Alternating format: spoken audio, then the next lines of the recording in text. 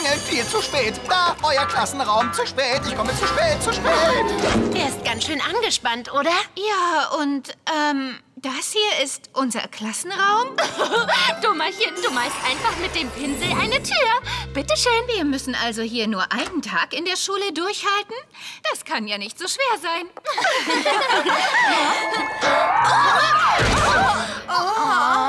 Es ist schwerer, als du denkst. Ernsthaft? Wird uns sowas jetzt den ganzen Tag passieren? Dieses Kleid wurde bestimmt nicht für Bauchlandungen entworfen. Willkommen bei Physiologie Grundkurs 1. Nehmt bitte Platz. Oh, ja, Sir. Das ist doch ein guter Platz. Oh, hey, setz dich nicht auf mich. Sehe ich etwa aus wie ein Tisch? Oh, meine Güte, tut mir leid. Der Tisch hat gerade gesprochen. Runter von mir! Sehe ich etwa aus wie ein Stuhl?